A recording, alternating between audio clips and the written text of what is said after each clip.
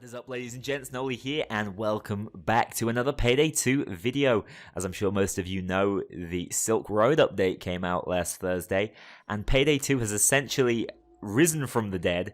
The game is as populated right now as it was when it came out all those years ago, which to me is unbelievable. It's a free weekend right now on Steam. If you've not played Payday 2 and you're watching this video, what are you doing? Give it a go. I decided that in the meantime, I've been working on a review of all the content we just got. That video's taken me a little bit longer than I anticipated, so I thought I would fill the gap by bringing you guys the build that I've been running to have a ton of fun on the game since these updates came out. So this is obviously inspired by the brand new Tailor Pack. We got an awesome new outfit, I'm sure many of you noticed. This is the Joker. I couldn't resist. It's a fun build. It's more about having fun than it is about being viable, but it's certainly no slouch. It'll run up to Death Wish. I'd say Death Sentence is definitely pushing it, but I'm sure in the right hands, with the right team, you can get it to work. But for me, this is more about the fact there's loads of new players on the game right now, so go out there and give them a hand, and this is a fun way of doing it. I love the way it looks, and I love the way it feels in-game. It's both thematically spot on and visually. So, I'm going to try and shoot through this as fast as possible so you guys get to watch as much gameplay as possible. But just quickly before I do that, quick disclaimer out the way. General McBadass did make a Joker build video 3 years ago, admittedly without this quite sumptuous outfit. That build, I think, is still viable. I did check it out. It's different enough, I think, from this one, where you guys may want to make both or go and have a look at it either way. So I will link that down in the description below. It's only fair. I'd also like to link the X-Forts video. He, I think, was the very first one to come out with a Joker build. Unfortunately, the skill system has changed since then, so unfortunately you can't follow that one, but it's still a great video either way. So those were the original Jokers, but like I said, I couldn't resist when I saw this outfit and I got this build idea together, and I actually ended up having a ton of fun with it. I had to bring it to you. So let's start things off with the skills. I'm going to go through as fast as possible. I will mention a few replacements, maybe some moves for increasing viability, or maybe some moves to increase the roleplay value of playing as DC's supervillain, probably most popular supervillain, especially right now with the release of the brand new film. Let me know if you've seen it. Let me know if you enjoyed it. This is much more so the comic book version we're going for. I know it's a little more gritty with Joaquim Pheonix playing him, but I still think that the tie-in is too uncanny for me. Overkill must have known what they were doing. So we start things off over here in Mastermind with Forced Friendship. We go for a single point in Joker. There's an irony here of not being able to ace this out. I would like to, because we are going to go for 2 points in Partners in Crime and then acing out Confidant as well. So we have all of those, but unfortunately I'd rather have two enemies than one that is simply more powerful. So I've had to drop the acing of Joker. I know it sounds silly, but it's still probably the best way to run this build. I'd also have loved to have gone into Stockholm Syndrome and Hostage Taker. Thematically, would have been great. He's obviously a charismatic genius, as well as a sociopath, so he gets people to work for him even if they don't realize it. But unfortunately, I'm running it with an anarchist setup, because obviously the Joker is a little bit into anarchy. And the core of that build really has no use for this sort of health regeneration, so it would be useless here. If you guys want to run this maybe a little bit more viably for Death Sentence, take a look over here at Combat Medic, Combat Doctor, Inspire. These are very standard skills, ran on almost all top tier builds. You can totally move skills over to here if you want to be less Joker and more meta. It's up to you. Moving on to Enforcer, we have Resilience aced out. Pretty much necessary, a point in Transporter, and acing out of Bullseye. We're going to get some more armor regeneration that way, and that works in really nicely with Anarchist. For those of you who don't know, that's the perk deck that gives you a ton of armor regeneration. It converts health into armor, and it also gives you some invulnerability frames, or seconds of invulnerability, which is very, very important for this playstyle. Moving over to Technician, and we have a skill that I don't think I've ever actually made use of. I've always thought it was a bit of a meme setup with the Fire Trap. We're going to go up through Hardware Expert, Combat Engineering, acing out Drill Sergeant, acing out more Firepower, and again acing out Fire Trap. This surprised me hugely. I remember the days back when essentially you were getting these for shape charges because they were pretty useful for completing objectives.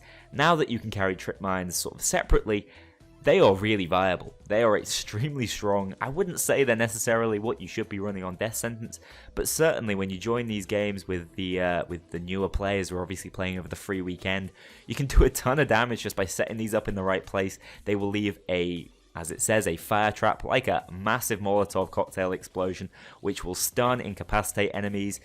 The original explosion of trip mines basically demolishes all bulldozers, and obviously the damage over time will also take some out. So this is really fun. It's very Joker-esque, that's why I went for it. But it functions way better than I expected it to. I thought it would be a little bit silly, but in actuality it goes to town, and you also get the extra utility of bringing shape charges along, and that is massively undervalued, I think. Moving on to Ghost, we have a single point in duck and cover, single point in parkour, and a single point in shotproof. I had to go for shotproof.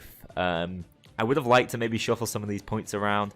Maybe if I'd had an extra point, I would have put it in parkour or back here, like I said, over in Joker. But I wanted shotproof because I wanted to be able to tase the tasers. Obviously, there's something extremely clown-like about that.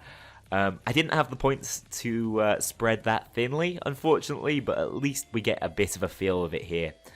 And then, in terms of skills that are pretty common, we have a point in second wind, a point in optical illusions, and then low blow. We need crits. It's going to make the build a lot more powerful. We know it will. So whether it's Joker-esque or not, unfortunately it's a necessity. Moving over to Fugitive, we have some pistol skills. We know the Joker likes his pistols, so we go Equilibrium, Akimbo, Desperado, all aced out, and then Trigger Happy, just a single point in that. You don't have to go for this. You could actually just get more utility skills if you were interested in that and just rely on your core innate ability with weapons. But I did want to make the guns I was using as strong as I possibly could, make them as viable as I could on the hardest difficulties. And so I went for it.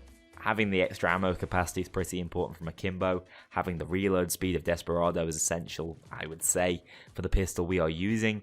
So we have to go for this. You can shuffle it around if you want to, but I think for this particular setup, this is the way to go. We do ace out 9 lives, that's for some viability if we ever want to play the 1 down difficulty, but I know Swan Song is a fan favourite and you guys would love to try it out. It's not very jokery. I actually thought Feign Death might be a nice idea, but again, just not quite enough points to pick that skill up, but you guys could maybe think about a reshuffle to pick up Feign Death. Finally, over here in Brawler, we have Martial Arts Bloodthirst, Basicked Out, and then Berserker. This is, again, more of an Anarchist thing. We often don't have a lot of health when we're running Anarchist, so we get to do more damage. Multipliers are better. This is more the viability side than the Joker side, but as we move on to the weaponry of choice, you'll see where it all comes together.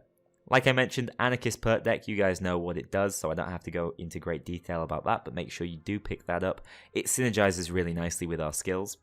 First and foremost, we run the Akimbo Chicago Typewriter SMGs. I don't really feel like there's any need to go through all the attachments I'm running on it. They're totally up to you. Make sure you get your concealment around about where I've got it here, though. That is probably the most important thing. As long as it's roughly 16, 17, 18, you should be able to get your detection risk down. I'm actually not running a number of concealment ones because there was no need for me to. But you guys can. It depends what melee weapon you want to use. But back to why we're running this on the Joker. It's one of his iconic weapons. Again, more of a comic book one.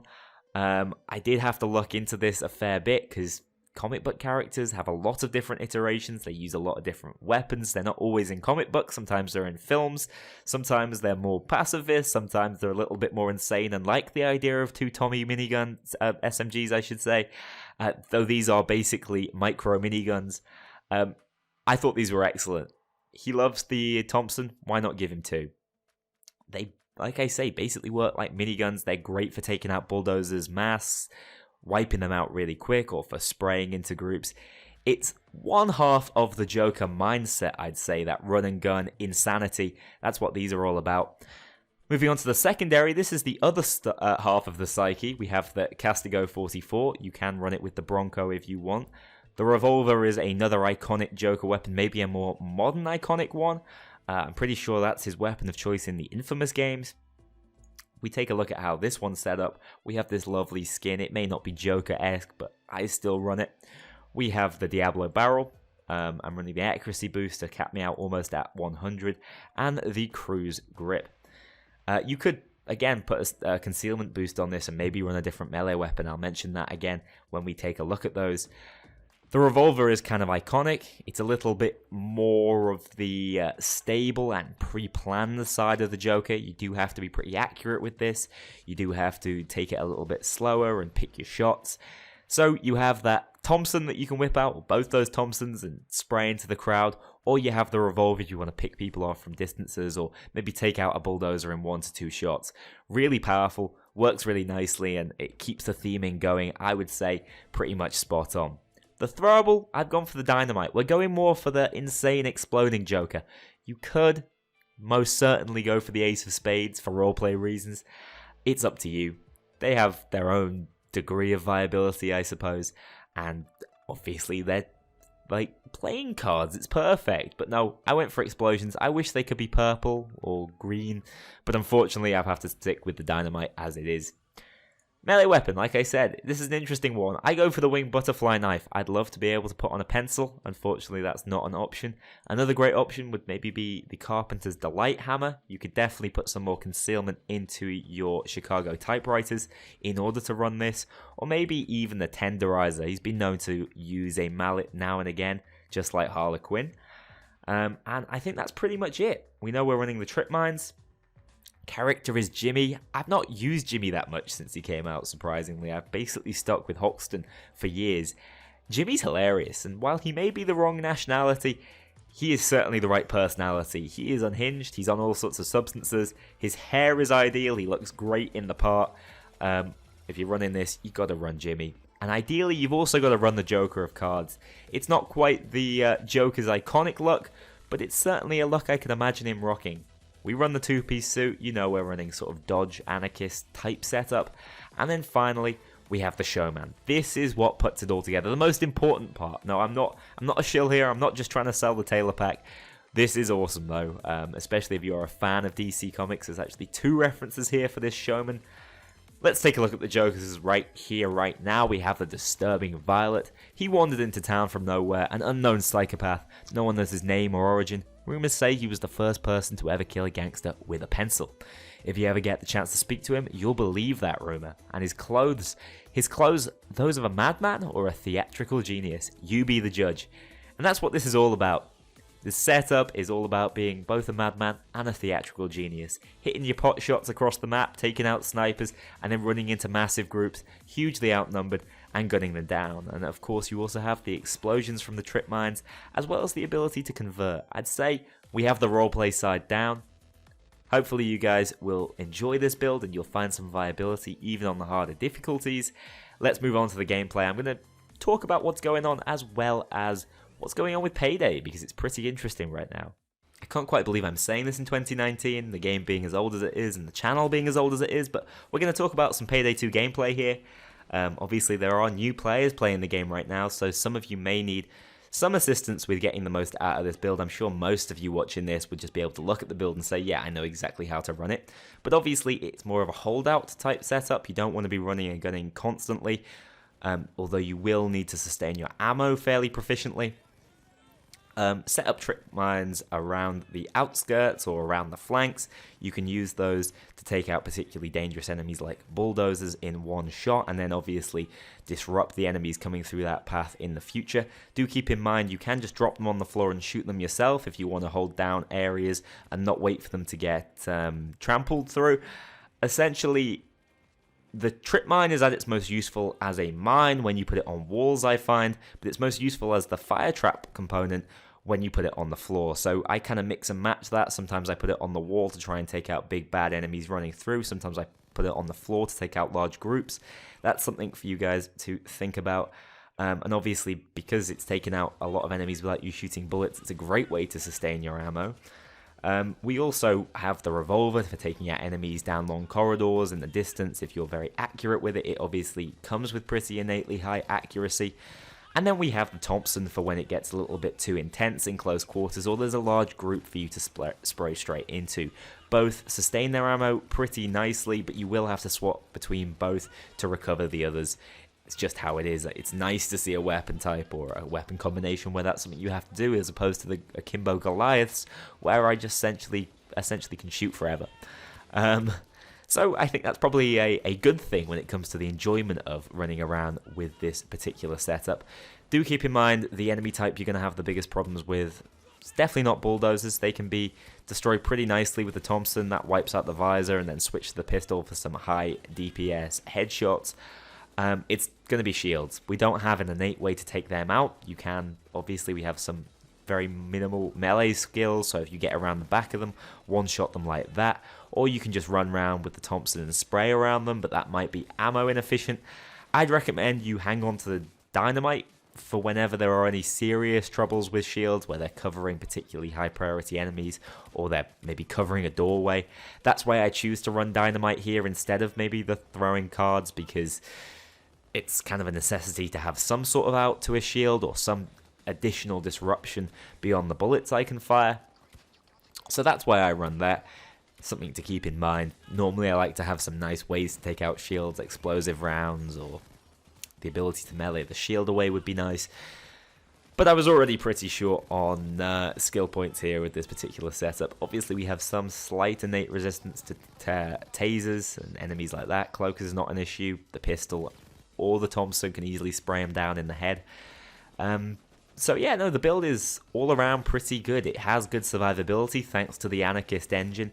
It just is lacking that insane DPS that you get from something like the Goliath to be a top tier build. It's pretty close to being not only thematic but also high tier. And again, if you wanted to run it with more of a medic inspire setup, you could do that. You wouldn't be the Joker anymore. I'm sorry, I'm going to have to take that title away from you. But it might be more powerful, I say under my breath. But I'd rather run it like this. And right now, the game, I think, is just about having fun. It's not about trying to maximize your times on the hardest missions. It's about playing with the new players and giving them a good introduction to the game. Make your public lobbies as enjoyable for them as humanly possible. I think I've talked about the gameplay enough. I'm just going to quickly talk about the Payday 2 situation right now. The game is in a good place. It's difficult to argue otherwise. This particular set of updates, like I say, I want to make a full video reviewing it and reviewing what I like, as well as some things that I'm not a huge fan of. Essentially, the long and short of it is you want to get the full DLC pack as a bundle for it to be financially worthwhile, I would say, especially when it comes to the Tailor Pack and the Cartel Optics. They're good, but they're not really worth the sale price they're going for right now. But like I said, that's a video for another day. Let's talk positively, because I think generally this is a positive update. It's brought a lot of players to Payday 2. A lot of people are playing it for free right now, which I always love to see. And there's a big sale on as well, so keep that in mind if you don't have all the DLCs you guys want to actually pick up. But what I'd say is best about this is that I think a lot of players who maybe played on console gave up on the game but have computers that can play Payday 2. It's not an overly demanding game. It's obviously fairly old at this point. Give it a go. Like, Payday's come a very long way. What it's highlighted to me is just how much it has changed since I first played it. That's what I was thinking. When I saw the player count today, I was like, oh my god, it's like day one all over again. Except the game is probably 5 to 10 times better. More polished, runs very well compared to how it used to once upon a time. Far fewer glitches, exploits, any of that. Much more content, way more to do. Everything's just streamlined, polished. The UI's much better. We actually saw a little update to it today. We have goddamn customizable suits. Finally, the microtransactions are gone. Payday is just in the best state it's ever been.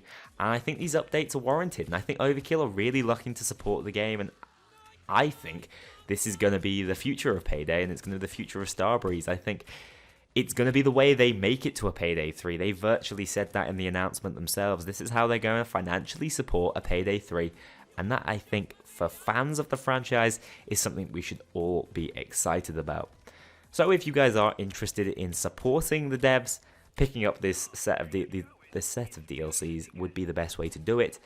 But like I say, maybe sit tight until you see my full update review video, where I also talk about the stuff that we got for free in this update, and the general experience I've been having, not just using the Joker build, which has been a ton of fun separately. You know, this is not just giving me rose-tinted glasses on the whole update because I look like the Joker.